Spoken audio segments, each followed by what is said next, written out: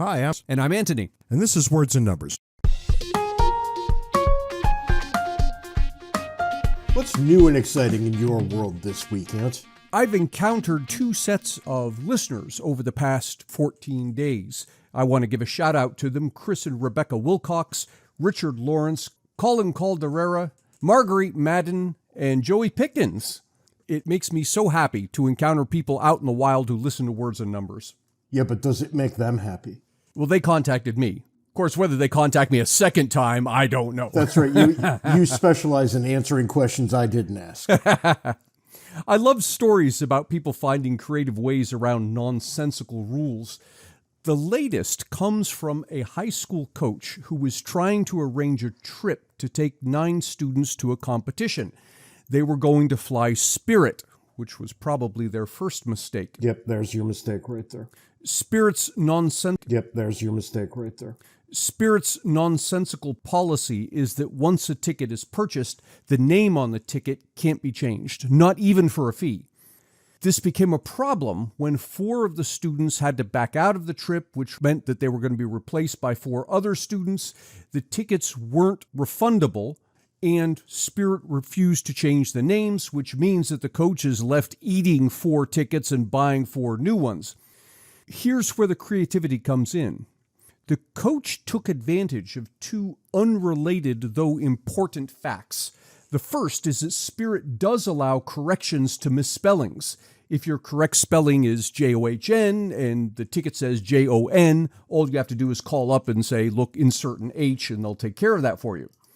The second important fact is that Spirit's customer service workers both aren't overly invested in providing quality customer service, and that is, English isn't their first language. So when Martha's ticket gets renamed to Stephen because of a spelling error, they can't figure that out. That's exactly right. Now, he couldn't change the whole name all at once. That would be obvious. So what he did is, over the course of a couple of weeks, he would call every other day or so and swap out letters of the names, claiming that they were misspelled, right? And if the letter swap resulted in something unpronounceable, it didn't matter because the customer service people, A, didn't care, and B, likely wouldn't recognize the unpronounceable name as gibberish anyway. So Samuel becomes Samua, which becomes Mamua, which becomes Marma, which becomes Martha.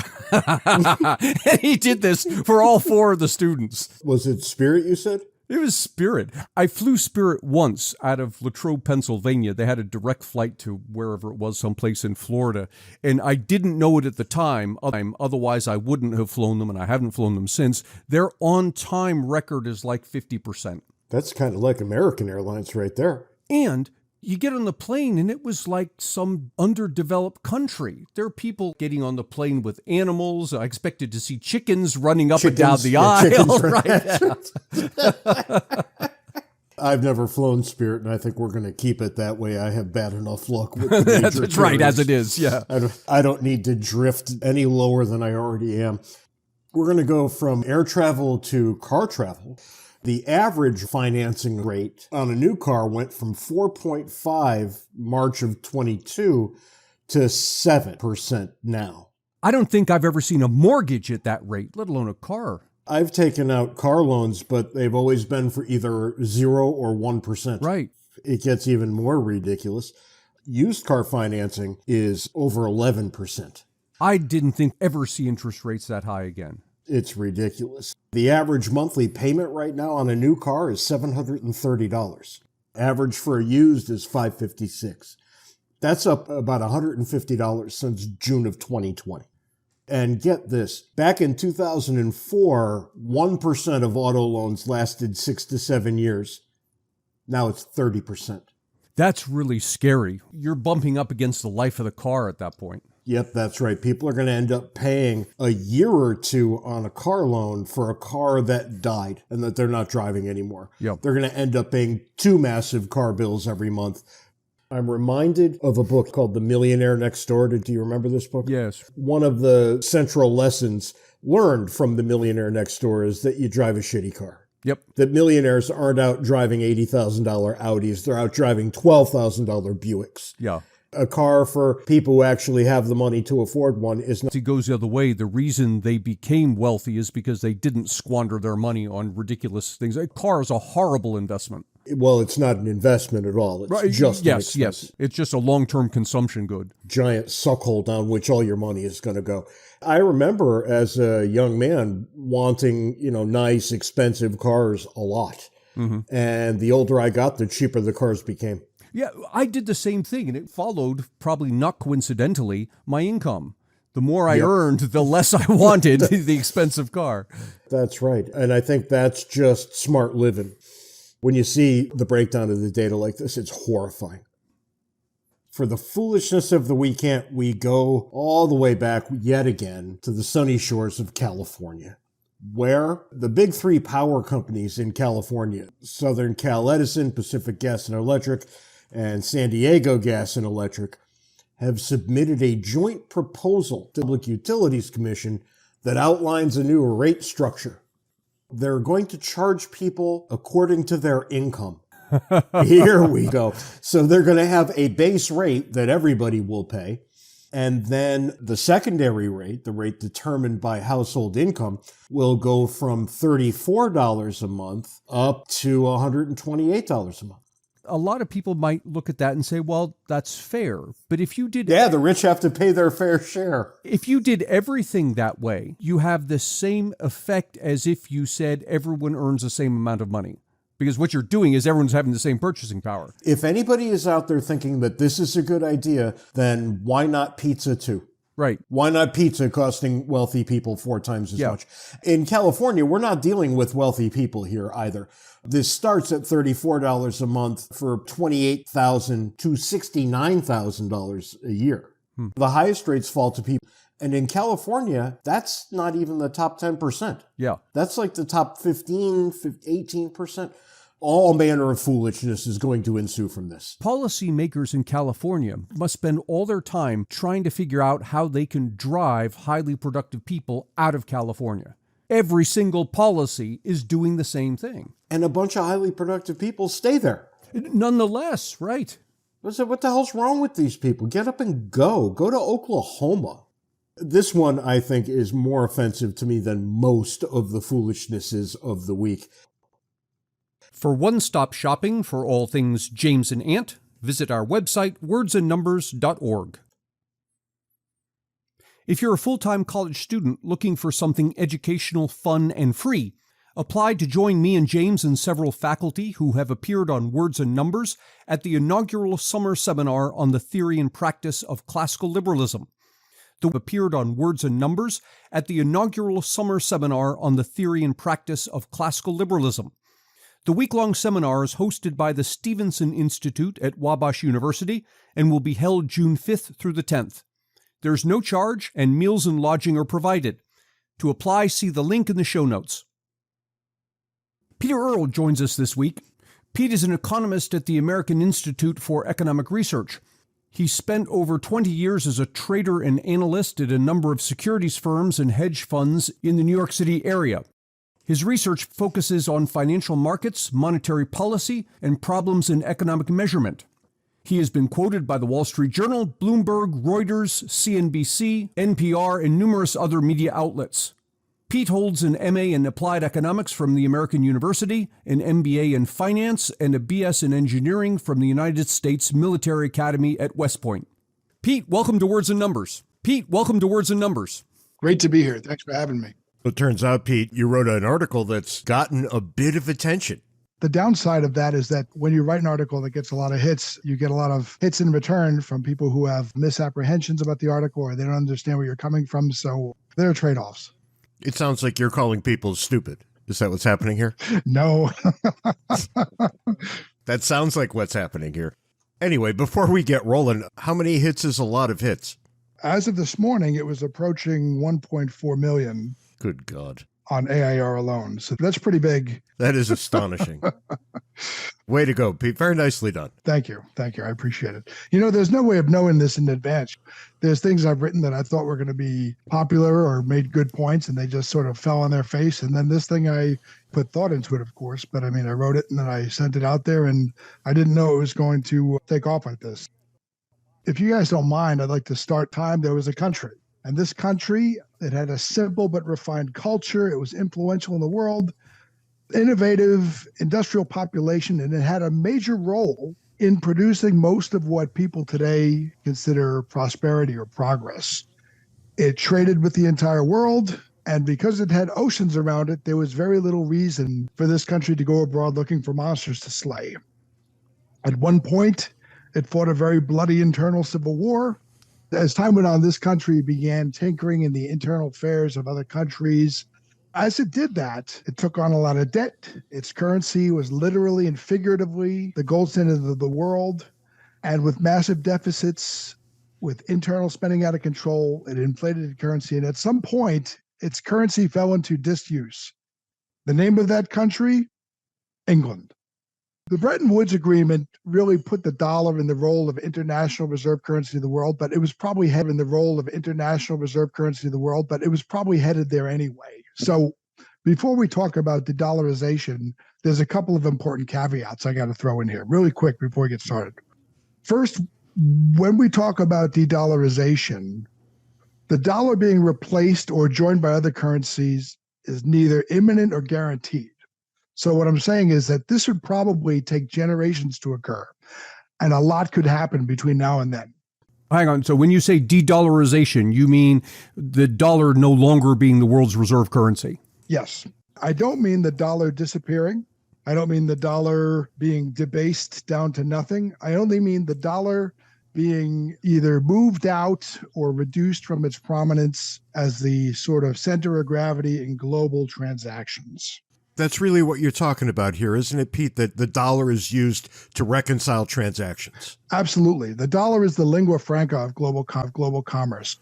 Transactions are denominated in dollars. So people and countries and industries pay each other in dollars. They do. They pay in dollars. They price their goods in dollars. They settle in dollars. They talk in terms of dollars. De-dollarization in this context does not mean it's going to happen tomorrow. There could be multiple reserve currencies. So any doomsday scenarios are inferred, not implied. So I want to be clear about that. Second, if the dollar were to be dethroned tomorrow, it doesn't mean the end of the dollar. Neither does it mean a hyperinflation or a deflationary crunch. And much less does it suggest the end of America as a nation. So there again, there's a lot of possibilities for a hyperbole, none of which are justified. One final thing before we get going, and that's nothing in the article should be construed in a political light. When I criticize the use of the dollar payment systems as a cudgel or as a weapon, I'm only saying that they're right or wrong. I'm only saying there are trade-offs. That's the whole of what I'm saying. So now we've set the table. I want to go back to the interesting story you started with. Of course, everyone thinks it's the United States you're talking about. Right. It's England. And I've used this example before. I say to people, look, we have to be careful. Yes, the dollar's a reserve currency, but if we keep on inflating like we've been doing, people are going to stop using dollars. And I point to England and the British pound. I say once upon a time, the British pound was the reserve currency for the planet. Everything was done in pound sterling. How long did it take for that to cease to be the case?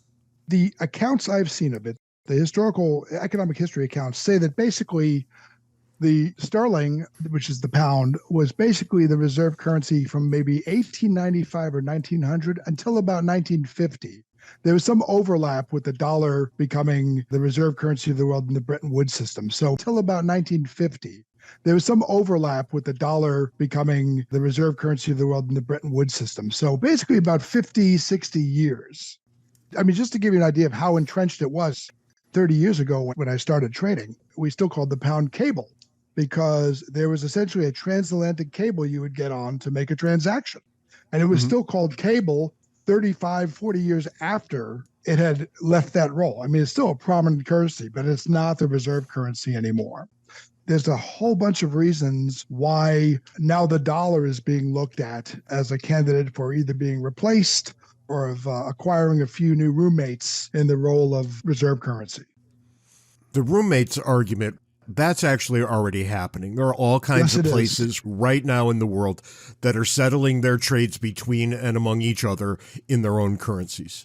Right. I don't want to get too ahead of the argument, but right now we talk about SWIFT, which is the society. Right now in SWIFT, the dollar represents something like 40% of all trades. The euro is about 36%. Do you want to guess how much the Chinese yuan is? I would have guessed just off the top of my head, 10 to 20%. 1% would have been my guess. Yeah, 2%. Really? Wow. Because, who the hell wants it, right? Yeah, but hang on a second there, because China's economy in total is not as large as the U.S., but is close to it. It's large. Yeah, it's very big. Why such low demand? Well, I mean, they're transacting mostly in dollars. Now, China does have its own, I believe it's called CIPS, C-I-P-S. I may have that wrong, or CPSI. China does have its own equivalent of SWIFT, in which it transacts with, say, Russia and some other nations. But I mean, for real liquidity, for real pricing, and to be in the slipstream of global commerce, you kind of got to be in SWIFT and you got to be using dollars. The Soviet Union lasted for a very long time, despite being dollars.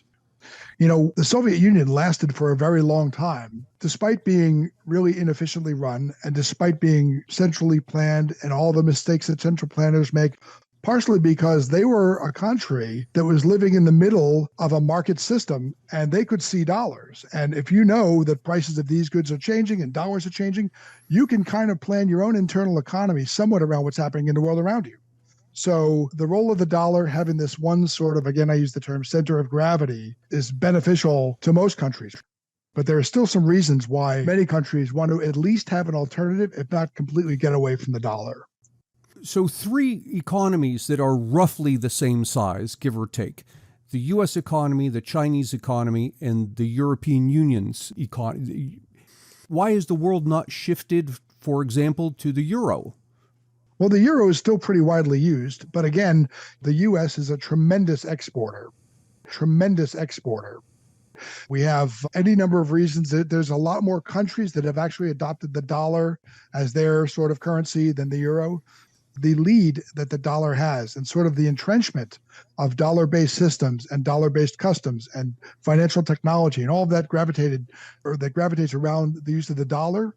It has created really high switching costs. Okay. And it's just, in the land of the blind, the one-eyed man is king. And as many mistakes as the Fed has made, especially over the last 5 years, it's still pretty much the gold standard of central banking in the world. So what I'm hearing is one factor that plays here is simply habit. Right. Kind of like we use inches instead of centimeters because, well, that's what we've always used.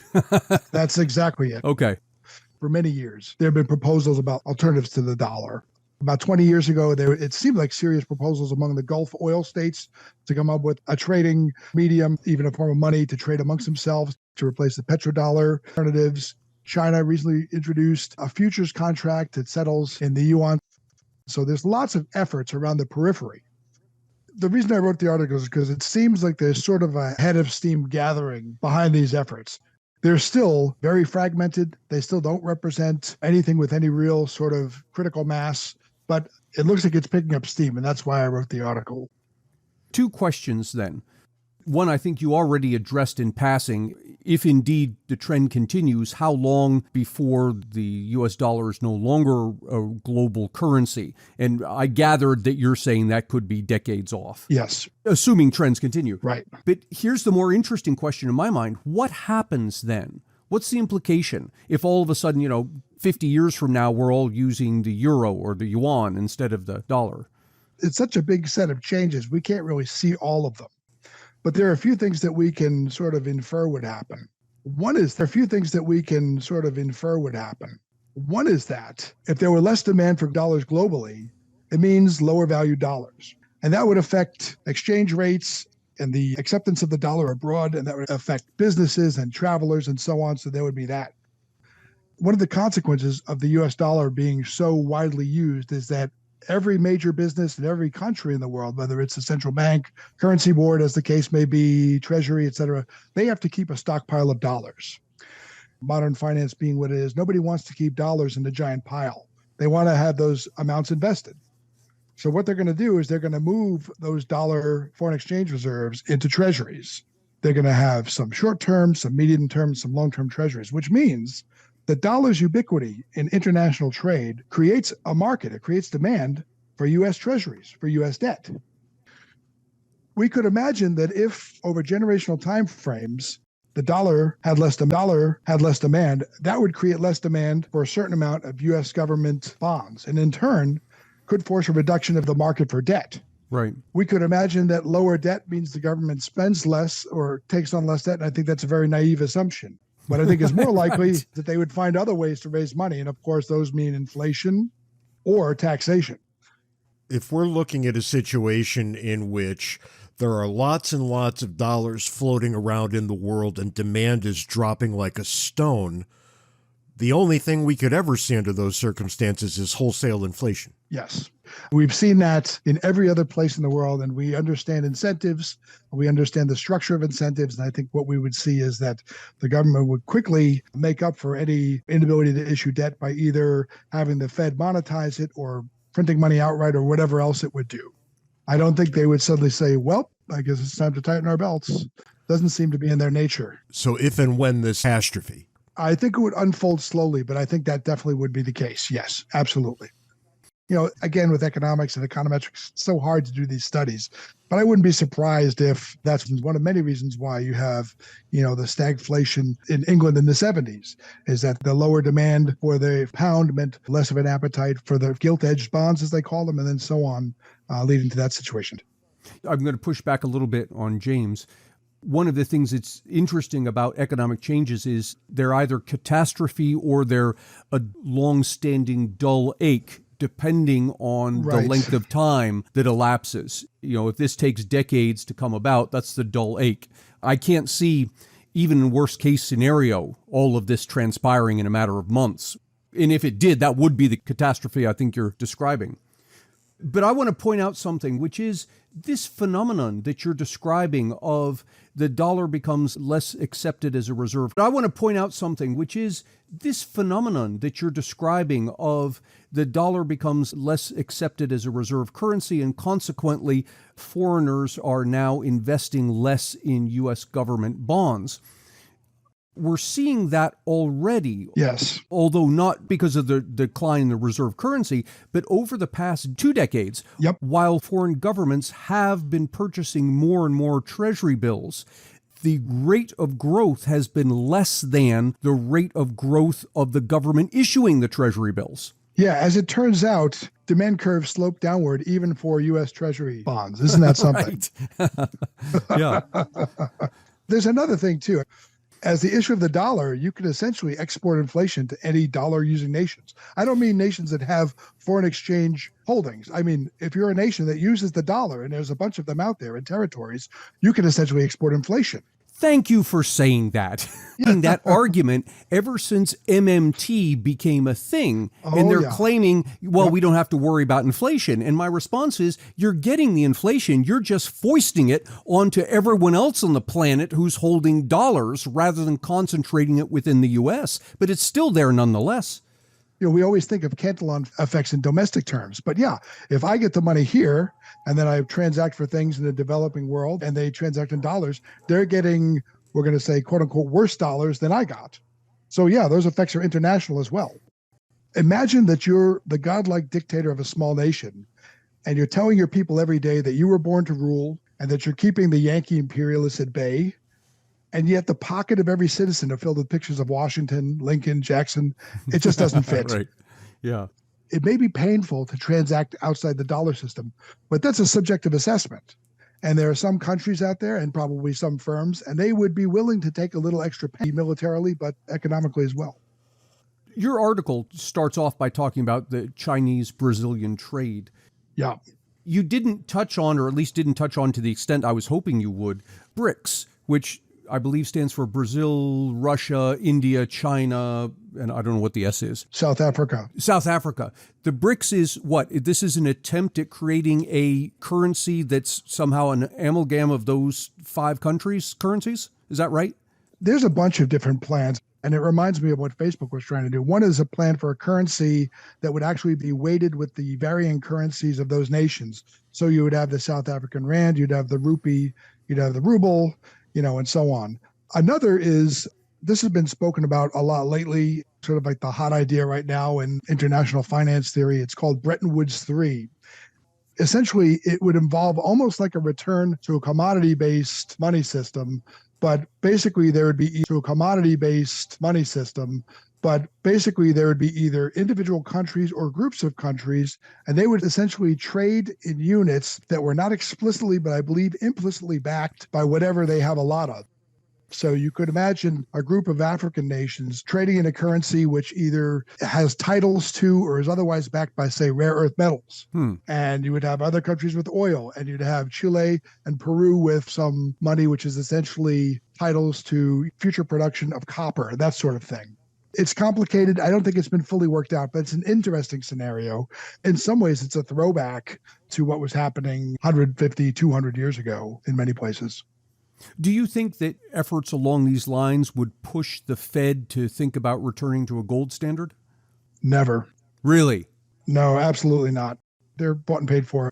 By which I'm not implying corruption. I mean, they've completely bought into the idea through the fiat currency. The average person on the street today knows less about sound money than a quote-unquote uneducated farmer of 130 years ago. I don't mean to sound like a defeatist. I do think that this could be a great time to get the Fed to focus on a single mandate, to have them sort of abandon all the other things that they're running around chasing and merely focus on price stability would be sort of a success in itself. What role, if any, do you think private cryptocurrency like Bitcoin will play here? I think there will be a role for it. With Bitcoin, or a public blockchain type decentralized peer-to-peer cryptocurrency, I think the same issues about its high volatility and its poor nature as a store of value would surface in its use as an international sort of reserve currency. However, with the growing use that would come as a reserve currency, there might be more of an incentive to create, for example, means of hedging it and those sorts of products which could dampen the volatility and could improve its prospects as a store of value. That is, upon currencies are truly stateless, but I'm not sure many states would see that as an advantage. So all of this that we've talked about in the past 5 minutes, the cryptocurrency, the Bitcoin, the currencies possibly being backed by whatever it is, gold or copper or oil, what have you, all of this falls under the same umbrella, which is finding some way that the quantity of the currency gets fixed so that central banks can't just inflate the thing away. Why not just call it what it is and say, all right, fine. It's not going to be backed by anything, but there's only going to be this much. We'll create this many US dollars, and that's it. There will be no more. To some extent, that's how the gold standard works. You have to find gold in the ground and pull it out, and that's an arduous, work-intensive process. We've done that before, and that worked for a while. But you don't even have to use a gold standard. No. The point isn't the gold. The point is that there's a fixed number of dollars, or your money supply is fixed. So that's sort of like number of dollars.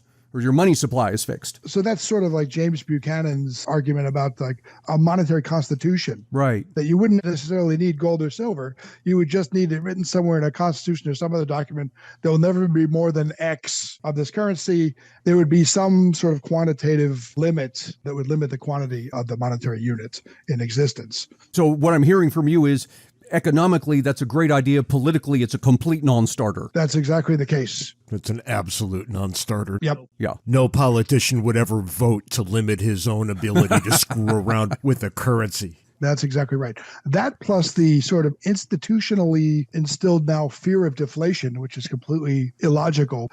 The fear of any sort of monetary deflation whatsoever led the Fed to create trillions of dollars in the aftermath of the COVID policies, and we're still dealing with it now. They would rather destroy the budgets of tens or hundreds of millions of people, destroy the budgets of tens or hundreds of millions of people, than face the prospect of prices falling 1%. The fear of deflation always fascinated me.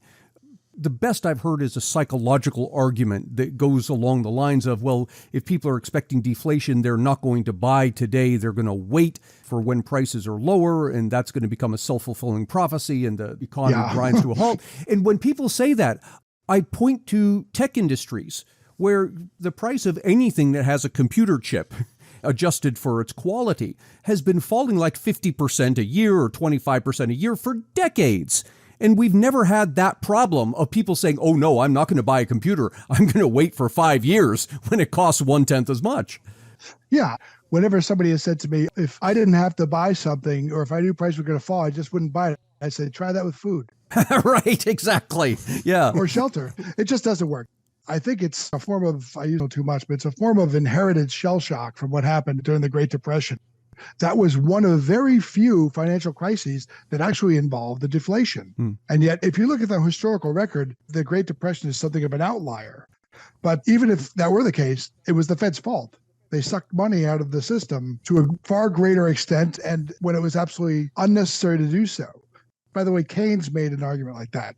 That was the idea of the so-called liquidity trap, that eventually people just wouldn't buy anything. And again, I say, yeah, try that with food. See what happens. It's just a ridiculous idea. Yeah. And if you're willing to concede food, it's a slippery slope from there.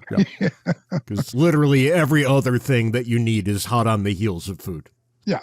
So, Pete, most of our listeners probably know that I'm the editor at AIER, so I'm the guy who decides what gets published when. And I remember seeing your article when it came through, and I thought, hey, this was pretty good. I bet this one raises a stink somewhere, or well over 1 million hits in, what, a week? 3 days, April 4th. That's absolute craziness, right? Nobody can see these things coming. I know I'm putting you on the spot here, but you said that we've got a long-term time horizon here, that we're not looking at tomorrow. I can appreciate that. And I can also appreciate that many, if not most of your readers think that you meant next week, right? That this is all happening right this second.